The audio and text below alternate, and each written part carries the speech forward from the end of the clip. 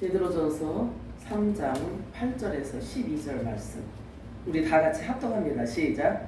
마지막으로 말하노니 너희가 다 마음을 같이하여 동정하며 형제를 사랑하며 불쌍히 여기며 겸손하며 악을 악으로 욕을 욕으로 갚지 말고 도리어 복을 빌라. 이를 위하여 너희가 부르심을 받았으니 이는 복을 이어받게 하려 하심이라.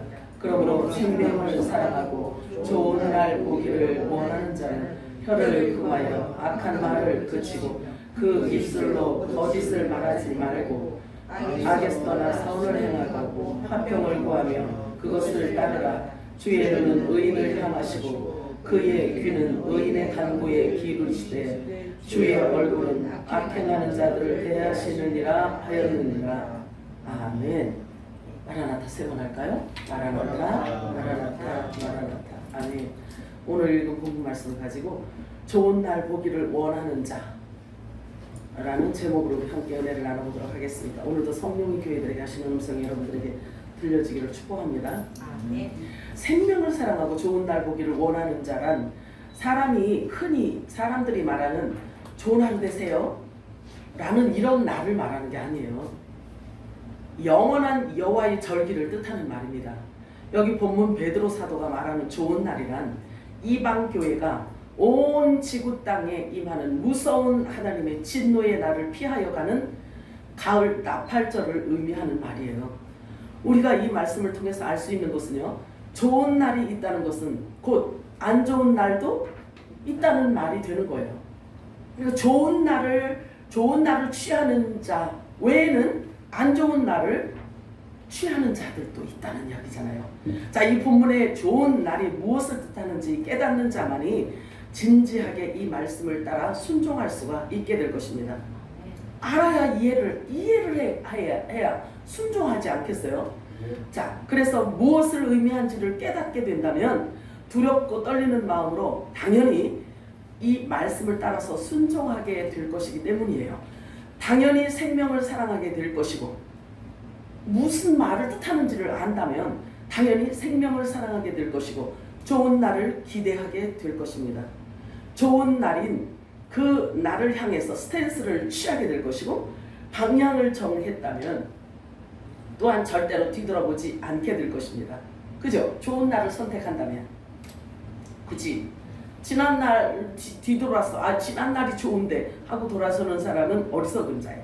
자, 이 세상에 그래서 그 방향 설정이 딱 되어져 있으면 이 세상의 그 어떤 유혹에도 끄떡하지 않고 앞으로 나아가게 될 것입니다. 그러므로 진리를 깨닫는다는 것은 얼마나 중요한지 몰라요. 그러므로 알고 준비하는 자들에게는 그 좋은 날이 주어지겠지만 조롱하던 자들에게는 좋은 날이 될 수가 없어요. 좋은 날이 될 수가 없죠. 좋은 날이 무엇을 얘기하는지를 알고 깨달은 자는 그 좋은 날을 향해서 몸이 딱 돌아섰단 말이에요. 그래서 돌아선 그들을 누군가는 조롱한다는 거예요. 그러면 조롱하는 자에게는 이 좋은 날을 취할 수가 없다는 얘기죠.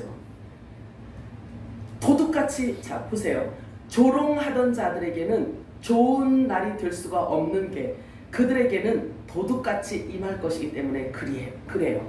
기이해요. 참 신기해요. 우리가 진리를 알면 우리가 모든 것 가운데서도요, 진리가 우리 안에 들어와서 빛이 비춰지게 되잖아요. 그러면 사람들의 말만 딱 들어도요, 그 사람의 영적인 현주소를 알게 돼요. 참 재미있는 게 뭐냐면 기이하게 이 땅에 남을 사람들은요, 자기 입으로 스스로 말해요. 자기 입을 통해서 스스로 말한단 말이에요. 주님 오시는 날은 말하는 것이 아니야. 쉬쉬해야 돼.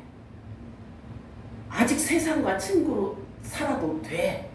그리고 주님 재림에 대한 이야기는 하면 안 돼. 쉿! 이런다. 이런 사람들은 있잖아요. 나는 세상에 남을 자야 라는 말을 자기 스스로 말하는 거예요. 이해가 되시나요?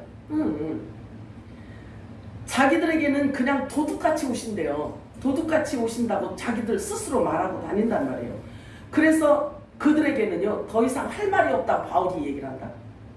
그래서 주님 오시는 날을 기대하지 않는 너희들에게는 더 이상 할 말이 없다. 왜냐하면 너희들은 어떤 존재인지에 대해서 너희들 스스로 말하고 있기 때문이야 라고 성경에 이렇게 기록하고 있어요. 데살로니가전서 5장 1절에서 3절 말씀을 읽겠습니다. 시작. 주의 날을 밤에 공급같이 이를 줄로 자신이 그들이 안전하다 할 그때에 임신한 여자에게 해산의 고통이 이른 것 같이 멸망이 갑자기 그들에게 이르리니 결코 피하지 못하리라. 이 피하지 못한다는 것은 안 좋은 날을 결코 피할 수가 없다라는 이야기인 거예요. 이해가 되시죠?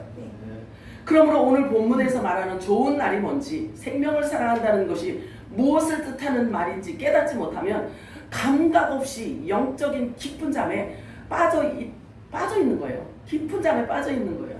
제가 지금에 와서 돌이켜보면요, 영적 소경, 영적 깊은 잠을 자는 자들이 가장 불쌍한 자들이에요. 가장 불쌍한 자들이에요. 예를 들어서 병이 있어서 병든 사람은 병원에 가면 내과든 외과든 뭐 의사가 전문가가 그것을 해결을 해줘요. 그렇잖아요. 그런데 영적 소경, 영적 깊은 잠을 자는 자들은요, 좋은 날을 선택해서 스탠스를 딱 취한 자들을 조롱할 뿐이지 자기는 그 좋은 날이 뭔지를 모르기 때문에 말씀하고는 전혀 담을 쌓고 산단 말이에요. 그러면 보세요. 평생을 교회에서 생활을 했는데, 평생 예수를 믿었는데 좋은 날을 자기 거로 취하지 못한 거예요. 그래서 사실은 제가 지금 돌이켜 생각해보면 이 세상에서 가장 불쌍한 자들이 뭐냐면요, 영적인 소경이에요. 그리고 영적인 깊은 잠자는 자들이 가장 불쌍한 자들인 것 같아요. 왜냐면 예수를 안 믿으면 그냥 자기 멋대로 살고 있잖아요. 그냥 자기 마음대로 살고 뭐 이렇게 주일날 이 좋은 주말에 와가지고 이렇게 할 이유도 없잖아요. 그냥 살면 되잖아. 그런 사람들보다도 더 불쌍하다, 세상에. 제 생각에 그래요. 자, 에베소 5장 11절에서 18절 읽어볼까요? 시작. 도리어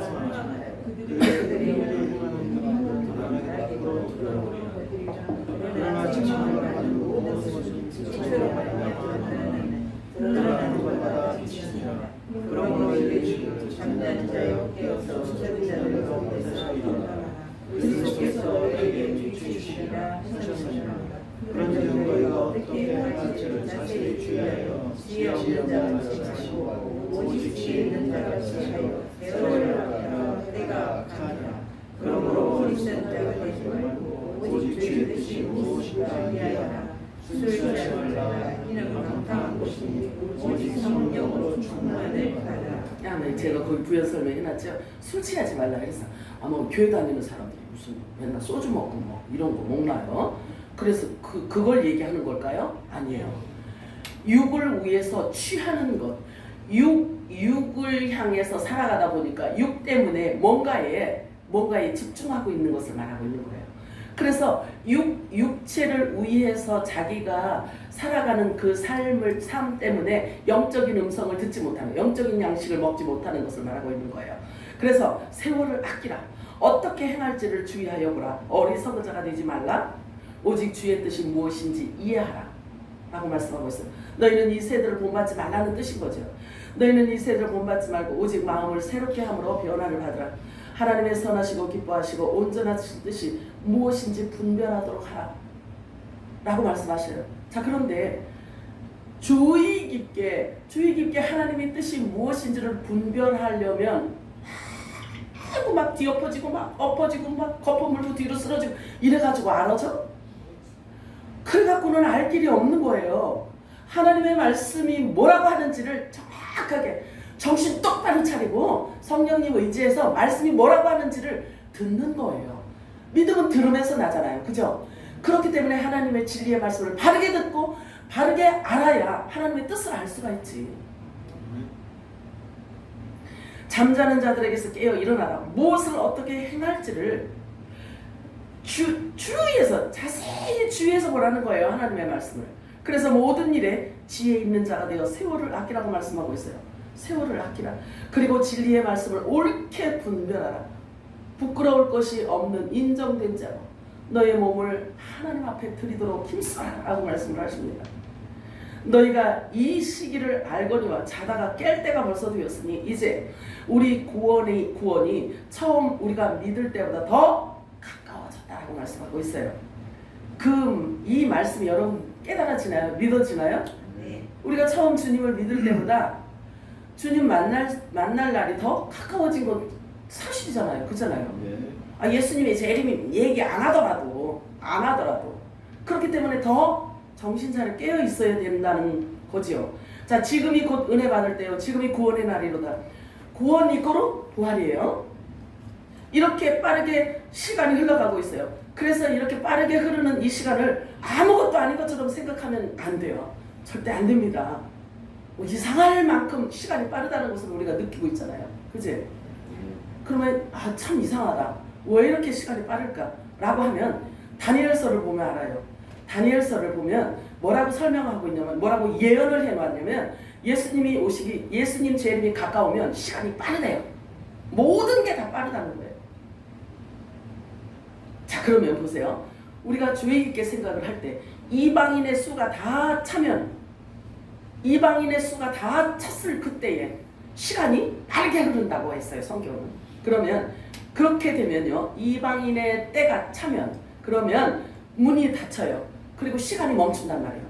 이방인의 시간이 멈춘단 말이에요. 그러면 교회의 문이 닫히는 거예요. 이방인의 시간이 끝나면 다니엘을 통해서 예언되어진 71회를 채우기 위해서 2000년 동안 닫혀있던 한 일회의 문이 열리게 되고, 이스라엘을 하나님께서 구원하시기 위해서 그 시간이 새롭게 시작된단 말이에요. 그래서 이스라엘을 구원해 주시겠다라고 약속한 그 남은 한 일회가 시작이 되면요, 교회의 문은 닫힌 거고요. 교회의 시간은 멈춘 거란 말이에요. 교회의 시간이 멈췄단 말이에요. 하나님의 시간표의 중심이 이스라엘이라고 제가 말씀드렸잖아요. 하나님의 시간표의 중심이 이스라엘이란 말이에요. 그래서 여러분들이 잘 주의해서 살펴보시기 바랍니다. 만약에 70일회가 시작되었다라고 한다면 멈추었던 그 남은 7년이 시작되었다는 말인데요.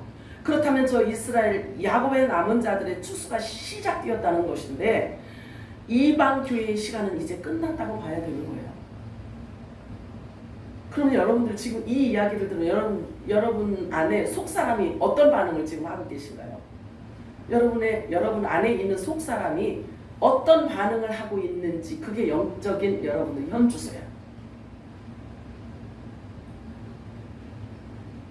자, 이방 교회의 시간, 이방 교회의 문이 닫혔고 이방 교회의 시간이 멈춰졌다면 심각한 거지. 심각한 거예요. 자, 고린도전서 15장 51절에서 54절 읽겠습니다. 시작. 우리가 다 잠들 것이 아니고 마지막 날까지 시간에 우리가 아까 소리가 나며 죽은 자들이 썩지 아니하고 다시 살아나고 우리도 원하니라. 이 썩을 것이 반드시 썩지 아니하고 이 죽을 것이 죽지 아니하고 이르리로다. 이 썩을 것이 썩지 아니하고 이 죽을 것이 죽지 아니하고 이를 때는 사망을 삼키고 이르리라고 기록된 말씀이 임하리라. 이 말씀. 자, 이방 교회의 문이 닫혔다면 이제 요 시간이 우리들에게 주어진 거예요. 요 시간이 우리들에게 주어졌습니다. 아무것도 모르는 자들에게 있어서는요, 휴거는 비밀이에요. 도둑처럼 예수님이 오신단 말이에요. 공중으로. 왜냐면 자기들 스스로, 이 땅에 남을 자들은 자기 스스로 주님 오시는 날을, 주님 오실 때를 얘기하면 안 된다고 한 자들에게는 내 귀에 들린 대로 행하리라. 주님이 그렇게 말씀하신다니까요. 초대교회는요, 2000년 전인데도 주님 재림을 기다렸단 말이에요. 데살로니가전서 보세요. 그게 초대교회란 말이에요. 그런데 그때도 하물며 주님의 재림을 기다렸는데, 주님이 자기 시대에 올 것 같이 그렇게 기다렸는데, 이렇게 6000년이 지난, 2000년이 지난 지금 우리가 주님 재림을 기다리는 것은 지극히 당연한 일 아닐까요? 기억 아니요? 오늘 본문에서 말씀하고 있는 좋은 날이 곧 휴거의 날을 지금 뜻하는 말이에요. 아시기 바래요. 자, 그러나 지상 재림은 모든 사람들이 다 보는 데서 이루어지기 때문에 이건 비밀이 아니에요. 요거는 도둑같이 오는 게 아니에요. 지상 재림하실 때는 공중 강림하셔서 공중에서 주님 혼인잔치를 하고 공중 휴거됐던 신부들과 같이 내려오는 때이기 때문에 모든 사람들이 다 본다 그랬어요. 비밀이 아니에요, 그거는. 자, 그래서 사랑하는 형제들아, 너희는 밤의 아들들이 아니기 때문에 낮의 아들이기 때문에 빛의 아들이며 천국의 아들들이라. 다 잠잘 것이 아니니라. 깨어 일어나 기름등불 준비하여야 할지니라. 이 말씀이 여러분들에게 들려주기를 축복해요. 자, 이 말씀은요, 성령께서 교회들에게 하시는 음성으로 여러분들이 들려줘야 돼요. 그래야 준비를 하지. 기름을 준비할 거 아니겠어요? 자, 좋은 날이 무엇을 의미하는지 안다면 다른 표현으로 생명을 사랑하는 자라는 뜻도 되는 거예요. 그지? 생명을 사랑하는 자는 좋은 날을 기다린다고 그랬잖아요. 그러니까 좋은 날을 기다리는 자는 생명을 사랑하는 자요. 혀를 함부로 구하지 함부로 대하지 않는데, 혀를 함부로 놀리지 않는다는 거예요. 요 말씀이 알아요. 요게 뭘 의미하는지를 알아야 이 말씀이 내 거가 되고 지금 이때에 우리가 말을 조심해서 하지 않겠어요? 그치? 자, 그러면 성경은 분명히 우리에게 증언하고 있어요. 성경은 뭐라고 증언하냐면요, 저와 여러분의 생명이 하나님 안에 감춰져 있대요. 그러면 좋은 날이 무엇인지를 알고, 다른 표현으로 생명을 사랑하는 자는 하나님을 사랑하는 것과 같다는 얘기예요. 왜? 우리 생명이 하나님 생명 속에 감춰져 있다고 했잖아요. 그치? 아이고 주여, 요게 비밀이에요. 요게 비밀. 생명을 사랑하는 걸 우리 육신을 사랑해서 막 내가 하고 싶은 대로 다 하는, 요게 사랑하는 게 아니란 말이에요. 성경이 말하는 것은 그걸 얘기하는 게 아니에요. 하나님 안에 우리의 생명이 감춰져 있기 때문에 그 생명을 사랑하는 자는 곧 하나님을 사랑한다라는 거죠. 예수님께서 이 지구 땅에 오셔서 큰 두 계명을 주셨단 말이에요. 아시죠? 예수님께서 두 계명을 주셨어요. 첫째 되는 계명은 네가 마음을 다하고 목숨을 다하고 뜻을 다하여 주 너의 하나님을 사랑하라 하는 것이고, 이게 첫째 되는 큰 계명이고, 둘째는 내 이웃을 내 자신과 같이 사랑하라는 것이에요. 근데 참 중요하다. 이 문자적인 것을 또 자세히 잘 보아야 돼요. 뭐라고 말씀하시냐면 둘째도 그와 같으니, 이렇게 말씀하신다. 둘째도 그와 같으니 너희가 목숨을 다하고 뜻을 다하고 생명을 다해서 주 너의 하나님을 사랑하라, 이렇게 명령을 해놓으시고, 그 다음에 두 번째는 뭐냐면 둘째도 그와 같으니, 이렇게 말씀하세요. 자, 그렇다면 예수님이 이렇게 표현하셨는데 그것은 둘째도 첫째와 같은 선상에 놓고 있다는 얘기예요. 같은 선상에 놓으셨다는 것을 말씀하고 있어요. 목숨을 다해 하나님을 사랑한다면 그분의 지체인 형제 이웃을 미워할 수가 없다는 얘기야. 그래서 이 두 계명이 온 율법과 선지자의 강령이니라라고 말씀하고 있어요. 예수님이 말씀하셨어요. 하나님, 목숨을 다해 하나님을 사랑하고 내 이웃을 사랑하는 이것이 곧 모든 선지자의 모든 율법과 선지자의 강령이니라, 이렇게 이야기를 해요. 예수님이 말씀하셨어요. 강령이란 뜻이 뭔지 아시나요? 제가 여러 번 얘기했지. 이렇게 매달려 있는 것을 강령이라고 얘기하는 거예요. 이렇게 매달려 있는 것. 그러면 모든 성경이 이 두 계명을 나타내기 위해서 기록되었다라는 것을 말하고 있는 거예요. 이게 이 말씀이 이렇게 66권이나 되는 이 성경 말씀이 결국은 이 두 계명에 다 매달려 있다라는 거예요. 이 두 계명을 나타내기 위해서 성경을 기록했다라는 이야기예요. 이해가 되시나요? 베드로전서 3장 8절 읽겠습니다. 시작. 겉으로 너희는 신성하고 서로 정정하고 형제로 순수하고 인정을 베풀고 예를 지키라. 자, 형제간에 반드시 우리가 예의를 지켜야 돼요. 가까운 사람일수록 반드시 지켜야 되는 게 예의입니다. 이 말씀은 하늘과 땅을 통일되게 하시려고 주신 생명의 연합된 자들을 하는 말이에요. 연합된 자, 생명의 연합을 지금 뜻하는 말씀이에요. 여기에서 끝으로라는 말은, 이 뜻은, 끝으로라는 이 뜻은 목적지, 종착지, 결과, 결국이란 뜻이에요. 그래서 저와 여러분이 지금 성령이 교회들에게 하시는 음성을 들어야 되는데 어떤 음성을 들어야 되냐면, 자, 이제 너희들이 그동안의 신앙생활 열심히 해왔지? 이제는 목적지에 지금 너희들이 도착하기 직전이다. 종착지가 지금 눈에 보이고 있다. 그래서 너희들의 신앙의 결과, 너희들의 믿음의 결과, 그 결국이 너희들 눈앞에 지금 있다라는 뜻인 거예요. 그래서 어떻게 해야 되냐면 말을 조심하라는 얘기예요. 그리고 형제를 병원히 여기지 말라는 얘기예요. 형제를. 왜 그러냐면 형제를 무시하면 자기 몸을 무시하는 거하고 똑같은 거거든요. 왜냐하면 우리는 한 지체를 이루어서 주님과 한 몸을 이루었다라고 말씀하고 있잖아요. 그잖아요? 그래서 형제를 조롱하고 형제를 미워하고 형제를 어리석다라고 얘기하면 자기 스스로 자기에게 그렇게 하는 거하고 똑같은 거예요. 생명을 사랑하고 좋은 날 보기를 원하는 사람들아, 이제는 너희들의 목적지가 가까웠으니 라고 마지막 종말의 때를 사는 자들에게 권면해주는 메시지인 거예요. 오늘 본문 말씀이에요. 여러분들 조심하셔야 돼요. 사람의 지식이 많아지고 과학이 발달하고 문명이 발전한다고 해서 하나님의 거룩이 낮아지거나 가벼워지거나 하지 않습니다. 세상의 문명으로 희석되어지는 것은 절대 아닙니다. 그런데 중요한 게 하나님 나라는요, 거룩한 자만 있어요. 하나님 나라는 구원받은 자들은요, 거룩한 자만 구원받을 수 있어요. 거룩함이 우리의 삶의 정체성이 되어야지만 된다는 사실을 여러분들이 반드시 기억하고 있어야 돼요. 세상이 어떤 세상인데 그냥 뭐 이렇게 사는 거지, 우리는 천국은 따놓은 당상인데 라고 생각하시면 큰일 납니다. 정말. 천국에는 현대 크리스천은 없어요. 이렇게 지금 현대인들은 굉장히 모든 것들이 다 발전하고 막 보는 것, 듣는 것, 막 이제는 국어 사전까지 바뀌려고 하잖아요. 왜 그러냐면 막 말을 얼마나 간단하게 막 이렇게 막 약어를 쓰는지요, 뭔 얘기인지 알아듣지를 못해요. 젊은 애들이 용어 쓰는 거 보면은. 그런데 천국이 우리가 알아야 될 게 뭐냐면, 천국에는요, 현대인의 크리스천은 하나도 없어요. 거룩한 자만 있어요. 거룩한 자. 자, 그래서 반드시 우리는 의도적으로요, 거룩함을 택해야 돼요. 아멘이에요? 의도적으로 거룩함을 택해야 되는 거예요. 교회가 크다고, 뭐 유명하다고, 그렇다고 그래서 조그만 교회만 구원받는다라는 얘기는 아니에요.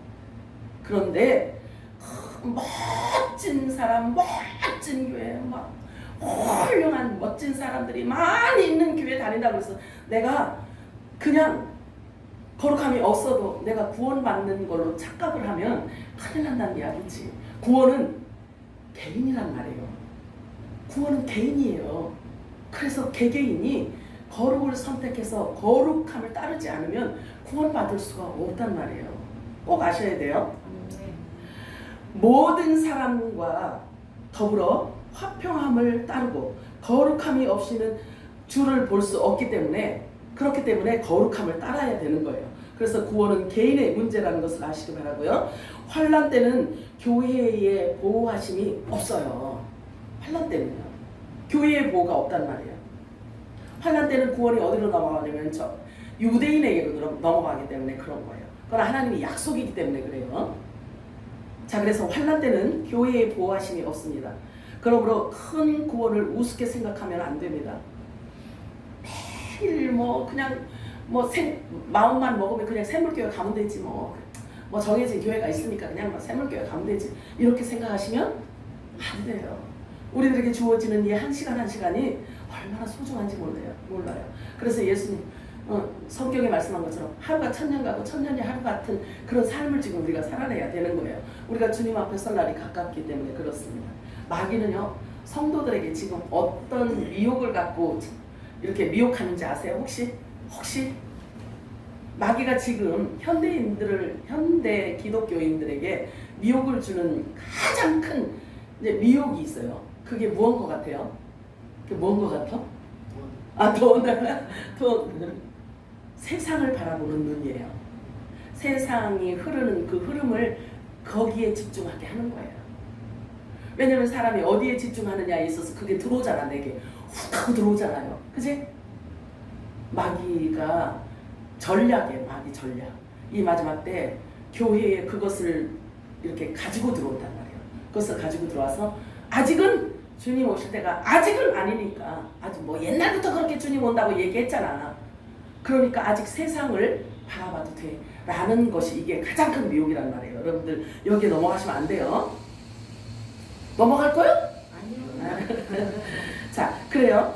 그래서 중요한 게 뭐냐면, 그리고 굉장히 두렵고 떨림이 뭐냐면요, 교회 안에 모든 자들이 같이 함께 섞여 있어요. 근데 그 섞여 있는 게 언제까지 가냐면요, 추수할 때까지야. 그때까지 그냥 놔두래요. 예수님께서 말씀하셨단 말이에요. 그래서 두려운 거야. 그래서 저와 여러분이 신앙의 모델을 어디에 두느냐죠. 신앙의 모델을 누구에게 두느냐예요. 사람은 안 돼요. 예수 그리스도에게 우리가 시선을 집중하지 않으면 안 돼요. 그래서 예수님을 향해서 우리는 지금도 달려가고 있기 때문에 그래요. 주님이 하시는 그 말씀을 따라가야 되기 때문에 그렇습니다. 자, 보세요. 사람이 변질되지 진리가 변질되는 것은 아니에요. 거룩과 진리는 그대로 있어요. 그런데 사람이 변질되는 거예요. 보고 듣는 거에 의해서 변질이 된단 말이에요. 그러므로 썩어질 세상 것으로 변질된 사람에게 진리가 주어진다면 진주를 돼지에게 준 것과 같은 이치가 된단 말이에요. 그렇게 되면요, 그가 소유한 그 진리를 마음껏 사용해서 요리해서 많은 사람들을 죽음으로 몰아갈 것입니다.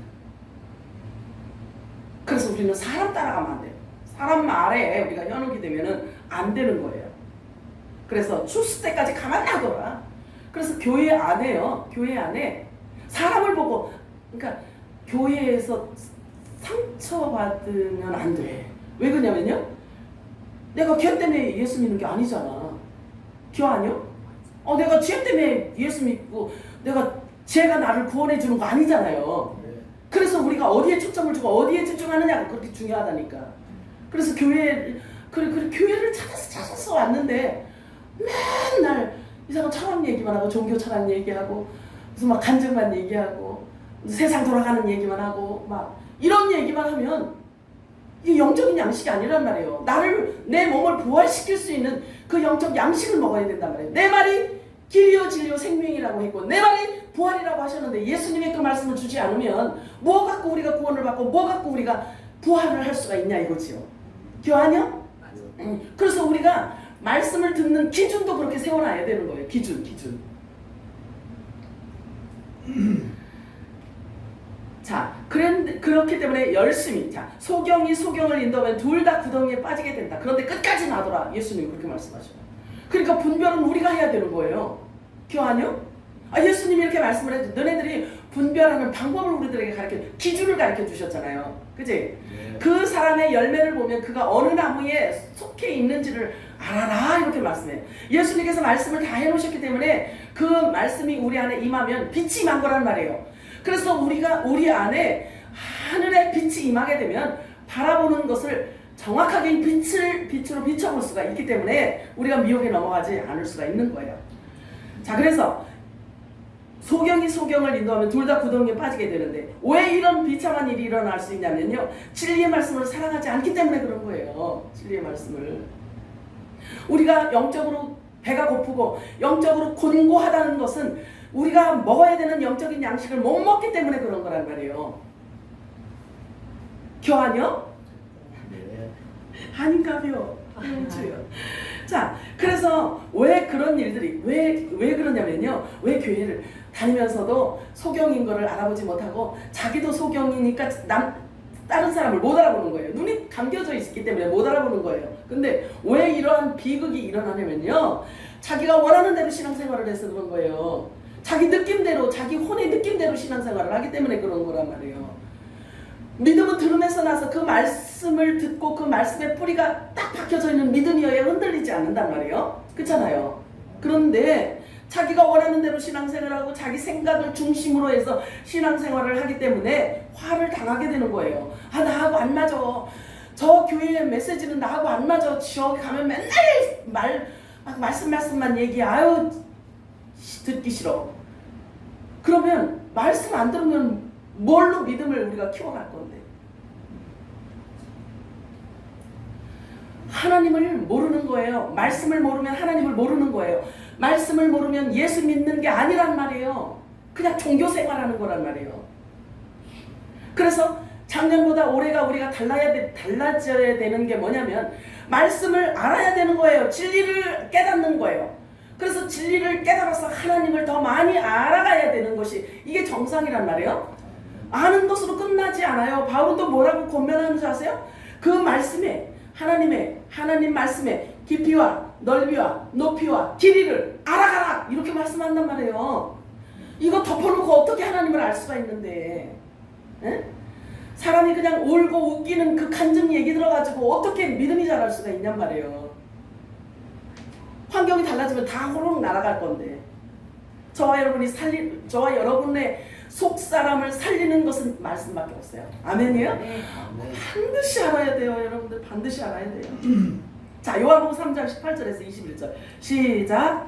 그를 믿는 자는 심판을 받지 아니하고 믿지 아니하는 자는 하나님의 목숨자의 이름을 믿지 아니하고 벌써 심판을 받은 것이니라. 이는 때는 이 세상에 왔을 때 사람들이 자기가 악하고 믿거나 어둠을 사랑하는 것이니라. 말하는 자마다 실패를 지고 믿고 아니하니 이는 그에게가 드러나니까 진리를 따르는 자는 새로운 이는 내게가 하나님께서 선한 것임을 알리려. 이게 예수님이 하신 말씀 진리라는 걸 여러분들이 믿으시나요? 네. 자, 그러면 이 말씀 안에서 뭘 얘기하고 있냐면요, 말씀을 사랑하지 않고 말씀으로 돌아오지 않는 자는 이미 정죄를 받고 심판을 받았대. 말씀으로 돌아오지 않는 자는 이미 심판을 받은 상태래요. 심판을 받았대요. 심판 받으면 뭐예요? 심판 받으면 어떻게 돼요? 음부로 가는 걸 얘기하는 거예요. 자, 빛으로 오는 걸 싫어한대요. 어둠이어서 싫어한대요. 그래서 빛을 미워한대. 왜? 빛 앞으로 가면 나를 완전히 다 벗겨놓으니까. 빛 앞으로 가면 내 속사람 다 드러나고 내가 어떤 존재인지를 다 드러내고 있잖아요. 그래서 싫어한다는 거예요, 빛을. 그래서 어둠을 사랑한대. 어둠으로 들어가면 자기를 드러낼 이유가 없잖아요. 계속 숨길 수 있잖아요. 그런데 빛 앞으로 오면요, 육이 죽게 되어 있어요. 그래서 빛을 싫어한다는 거예요.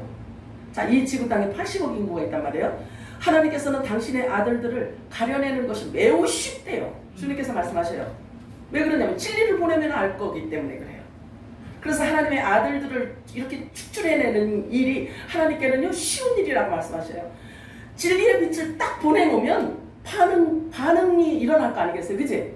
반응이 일어나는 거 보고 내 아들, 어둠의 아들, 이거 하나님이 아신다는 거예요. 그래서 여러분들이 말씀을 들을 때, 성령께서 교회들에게 하시는 음성을 여러분들이 들을 때 어떤 반응이 일어나는지에 대해서 여러분들이 누구의 자식이냐예요. 드러나는 거예요. 자신의 정체를 드러내기 때문에 출소하시는 방법이 아주 쉽다고 주님이 말씀하십니다. 자, 끝으로 너희는 모두 한 생각을 품고 서로 동정하라고 말씀하고 있어요. 그리고 형제로서 사랑하래요. 사랑 허그 막 이거 서로 생명을 주고받으라는 얘기예요. 생명을. 그래서 자기 장성한 분량에 이른 자는 자기가 갖고 있는 그리스도의 마음을 풀어주는 거예요. 그리스도의 마음을 주는 거예요. 하나님 나라의 온갖 신령한 것들을 나누는 거예요. 요거 서로 주고받는 이것이 형제를 사랑하는 거란 말이에요. 밥 한 끼 사주는 게 사랑이 아니요. 밥 한 끼 사주면 뒤로 나가면 끝이야. 여기를 먹고 뒤로 나가면 끝이야. 그런데 살려주는 영이 우리 입을 통해서 형제들에게 가잖아요. 그러면 그 형제가 갖고 있는 눌려있던 죄까지 제거해 준다니까. 그리고 살려주는 영이 그에게 임한다니까. 죄를 사하고 살려주는 영이 그에게 임하게 되는 거예요. 저와 여러분에게 주신 사명이 그거란 말이에요. 그래서 이 사람 형제들에게 인정을 베풀고 예의를 지키면, 반드시 우리는 예의를 지켜야 돼요. 오늘 본문에 보면 한 생각을 품으라고 해요. 이 한 생각이라는 뜻은 한 성령께서 하나 되게 하신 것을 말하고 있어요. 그래서 거룩하게 하시는 하나님의 말씀으로 거룩함을 입은 자들의 생각을 말하고 있는 거예요.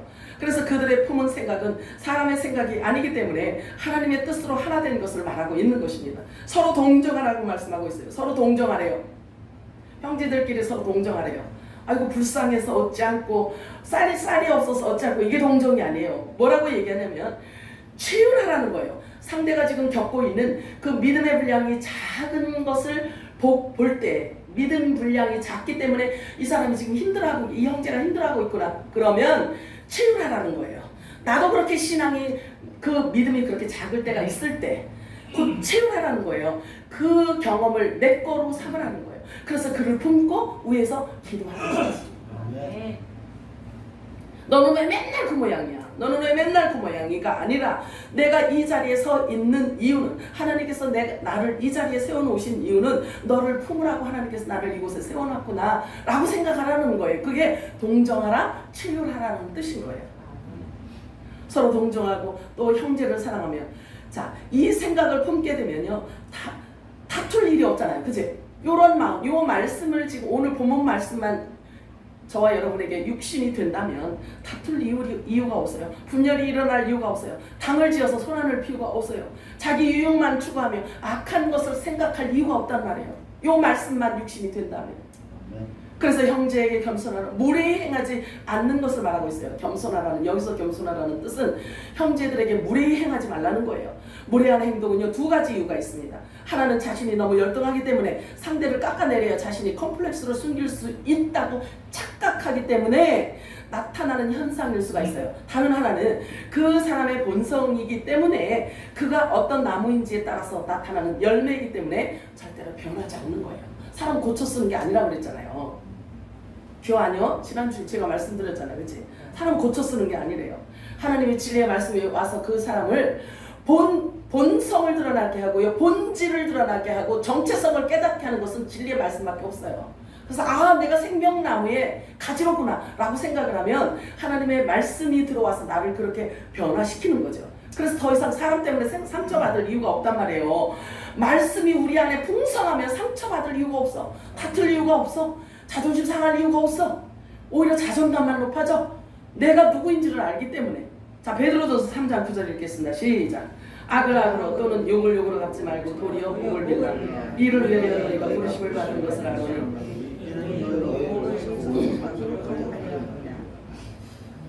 아멘이에요? 자, 우리가 이 땅에 사는 동안에 우리들을 통해서 하나님이 하실 일이 있단 말이에요. 하늘 아버지가 어떤 분인지를 삶 속에서 드러내기를 원하시는 거예요. 그래서 저와 여러분에게 하나님의 영광을 이제 입혀주고 있단 말이에요. 하나님의 영화로 하나님의 영광을 우리들에게 입혀주고 있어요. 여기 그리스도로 옷 입는 것을 말하고 있는 거예요. 그래서 우리는 이중 국적을 갖고 이 땅에 살아가고 있습니다.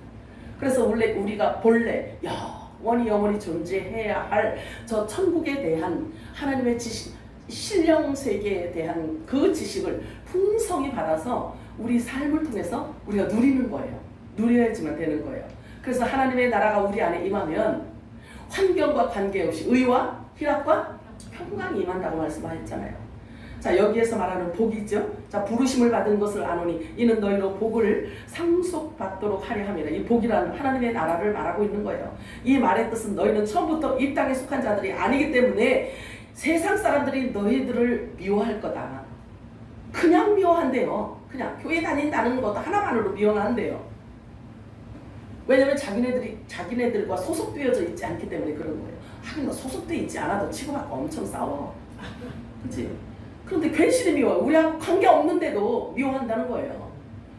상속자로 택하심을 입은 자들이기 때문에 하늘로부터 보냄을 받은 자들이기 때문에 악이 관영하고 또 욕이 충만한 이 세상 사람들이 우리를 미워한다는 거예요. 그래서 저와 여러분 곁에는 항상 악이 있고 욕이 있다는 거예요. 그러나 너희는 그들을 위해서 복을 빌으래. 복을 빌어주래요. 이를 위하여 너희가 부르심을 받은 자들이기 때문에 또 복을 상속받도록 부름을 받은 자들이기 때문에 너희들이 하나님의 나라를 상속받은 자들의 모습을 어떠해야 되냐면 이루어야 된다는 거예요. 그래서 성경을 통해서 우리들에게 교훈하고 있잖아요. 우리가 이 땅에서 천국을 살아가는 삶이 어떤지를 저와 여러분을 통해서 나타내라는 거죠. 하나님 나라를 유업으로 받을 자들이기 때문에 너희들을 통해서 거룩하신 하나님의 이름을 영원롭게 되어지기를 원한다는 거예요. 그래서 저와 여러분이 이 땅에 지금 존재하는 이유가 하나님의 영광에 찬송이 되게 하기 위해서 우리를 존재하게 한다는 거예요. 아멘이요? 엄청나잖아요. 자, 요한복음 15장 18에서 19절 읽겠습니다. 시작. 세상이 너희를 미워한 게 너희보다 나를 미워하는 줄 알라. 너희가 세상에 속하면 세상이 자기 것을 자랑하시나 너희는 세상이 속한 자가 아니요 너희가 너희를 세상에서 그가의 때문에 세상이 너희를 미워하느니라. 그렇죠. 예수님을 미워하는 자들의 그 정체를 그들이 어떤 사람인지에 대해서 예수님이 지금 드러내고 있어요. 땅에서 태어났다 이거야.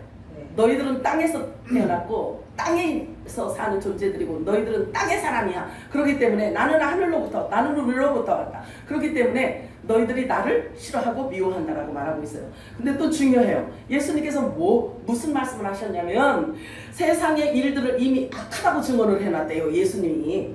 그리고 세상을 어둠이라고 하잖아요. 성경에 보면. 그잖아요. 그러면 세상은 이미 어둠이고 그리고 세상은 악하다. 그렇게 진리로 딱 정해놨단 말이에요. 그러니까 세상이 예수님을 미워하는 거야. 네가 뭔데 우리 보고 악하다 그래? 이렇게. 그래서 예수님을 미워하는 거예요. 그래서 진리를 싫어한다는 거지. 그렇기 때문에 세상에 소속되어져 있는 자들은 진리로 나오는 것을 싫어한다는 거예요. 답이 나왔지? 네. 성경을 보면요. 모든 우리 인생에 풀리지 않는 답이 없어요. 다 얘기해주고 있어요. 우리의 삶 속에서 그냥 애매모호한 것들이 없어요. 성경 안에는 그 모든 해답이 다 들어있기 때문에 그래요. 몰라서 그러는 거야. 몰라서 모르는 거야. 말씀을 사랑하지 않기 때문에 그래요. 말씀을 보지 않기 때문에 그래요. 듣지 못했기 때문에 그런 거예요. 내가 이르노니 너희 원수를 사랑하며 너희를 미워하는 자를 선대하며 너희를 저주하는 자를 위해 축복하라. 너희를 모욕하는 자를 위해 기도하라. 예수님이 이렇게 말씀하셨습니다. 아우 주여, 저와 여러분의 수준이 이 정도라니까요. 그건 예수님이니까 그러죠. 우리는 어떻게 나를 미워하는 자를 어떻게 축복할 수가 있어요? 이 말은 예수님하고 한 몸이 나는 아닙니다 라는 자기가 고백하는 거하고 똑같은 거예요.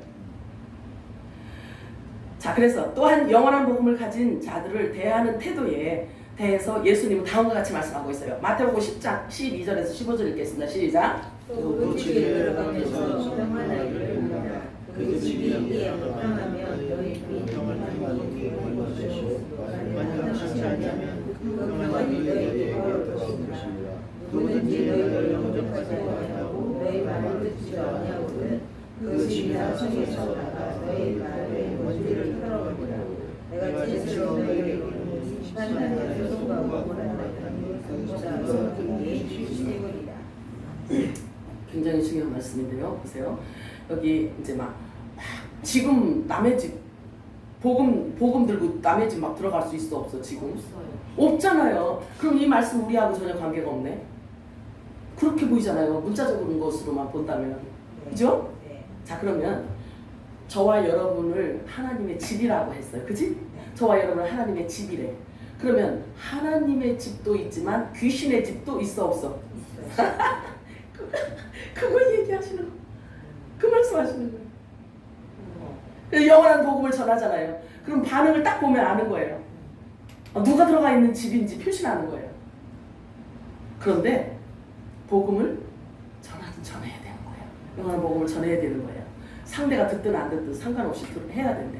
그러면 보세요. 여기 예수님께서 여기 흔적을 남겼잖아요. 자, 반응을 보고 아니다 싶으면 네 발에 먼지부터 떨어버리래.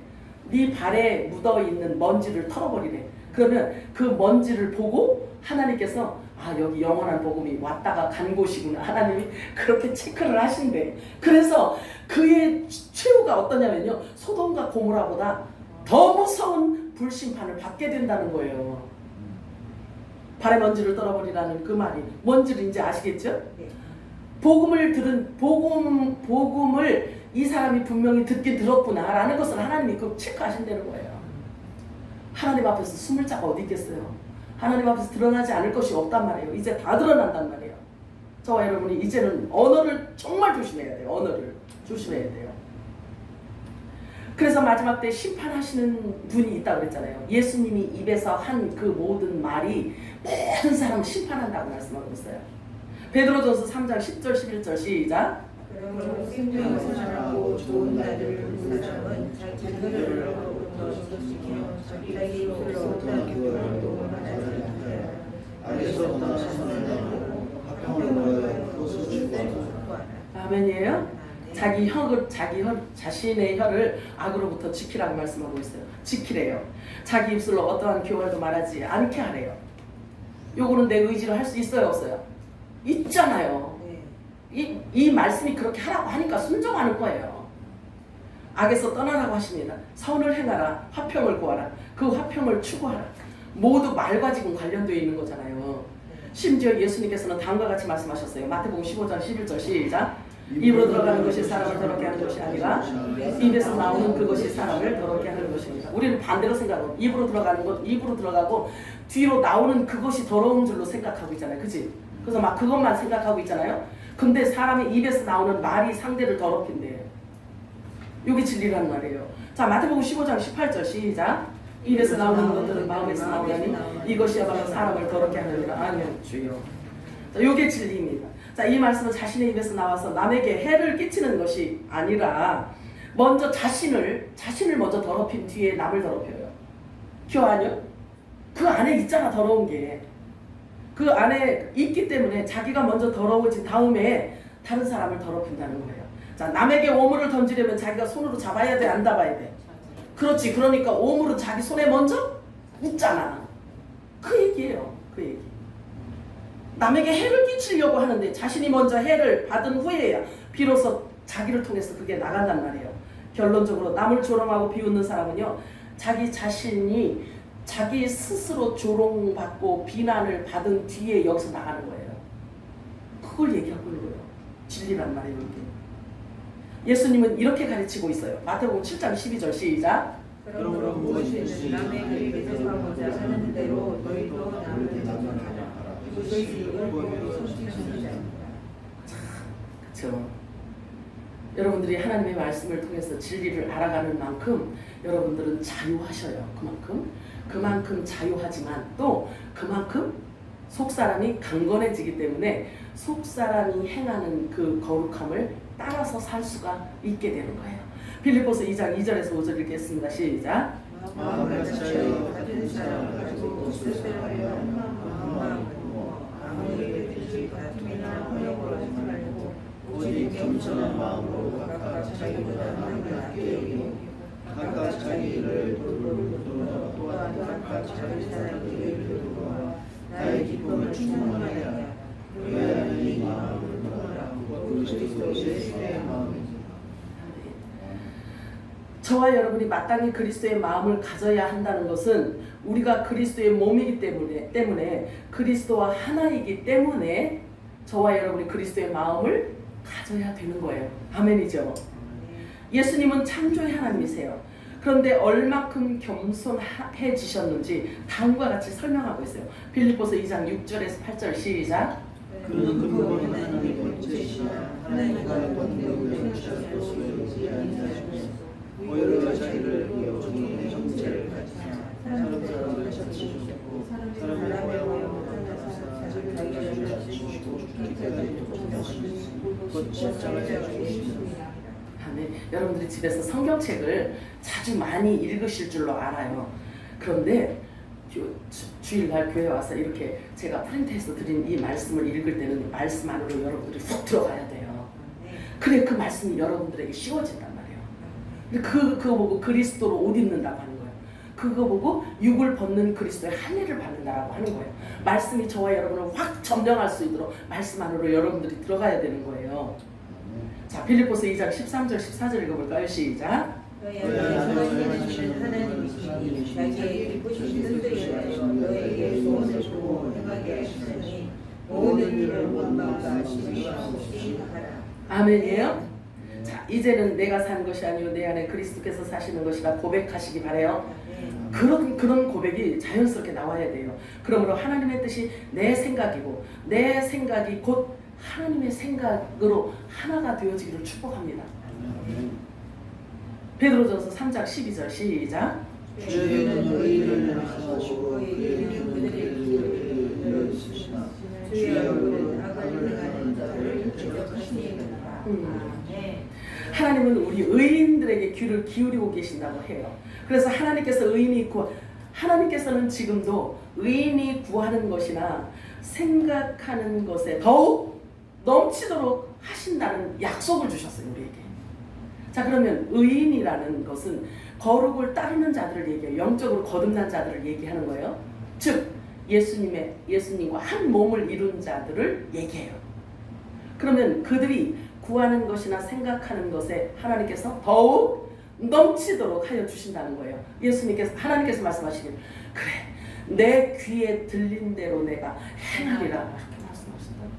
우리 말을 얼마나 조심스럽게 해야 되는지 아시겠죠? 내가 너희의 신앙의 종착지 결국을 말하노니 너희는 모두 한 생각을 품으라. 서로 애정을 갖고 친절하게 대하라. 서로 동정하고 예를 지켜라. 겸손히 행하라. 경거망동하지 말고 무례히 행하지 말라. 무례히 행하지 말고 가까울수록 예의를 지켜라. 성경 우리들에게 기본적인 윤리와 도덕보다 훨씬 높단 말이에요. 거듭난 자가 이런 행위를 한다면 얼마나 하나님 보시기에 아름답겠냐고요. 예수님께서 창조주 하나님이신데도 불구하고 사람의 몸, 종의 몸으로 이 땅에 오셔서 십자가에 죽으셨어요. 그렇잖아요. 그런데 그 모습을 보고 세상 사람들은 아무것도 아닌 것처럼 본단 말이에요. 그런데 예수 그리스도와 한 몸 한 지체를 입은 자들이 창조주 하나님이 오셔서 십자가를 지시고 내 죄를 위해서 십자가 지시고 거기 세상에 부활하셔서 승천하셨다라는 것을 생각하면 세상 사람들이 관점과 예수님과 한 몸이 된 사람들의 관점이 같아요, 틀려요? 같아요, 틀려요? 하늘과 땅처럼 틀리지. 그렇잖아요. 그것을 얘기하는 거예요. 그것을. 하나님의 말씀은 우리들에게 영적으로 이렇게 깨워주고 계신단 말이에요. 깨워주고 계세요. 세상 사람들한테 이 이야기 해보세요. 너나 믿어. 골치 아파. 정신병자가 하는 얘기처럼 들리겠죠. 그렇잖아요. 보세요. 그러니까 하늘에 속한 자와 땅에 속한 자가 이렇게 구분이 되어져 있는 걸 얘기하고 있는 거예요. 어떤 말을 해도 그들은 예수에 대해서 안 들어요. 관계가 없기 때문에 그런 거예요. 사람을 외모로 보고 함부로 대하지 말고 위로부터 오는 지혜로 말미암아 보기에도 아름답고 듣기에도 아름다운 열매로 하나님 아버지께 영광의 찬송이 되어주시기를 주님의 이름으로 축복합니다. 사람은 입의 열매로 말미암아 복록에 족하다고 그랬어요. 그리고 그 손에 행하는 대로 자기가 받는다라고 말씀하고 있습니다. 하나님과 매일매일 동행하셔서 영적인 거장이 되시길 주님의 이름으로 축복합니다. 사랑과 은혜가 풍성하신 하나님 아버지 은혜와 사랑을 감사합니다.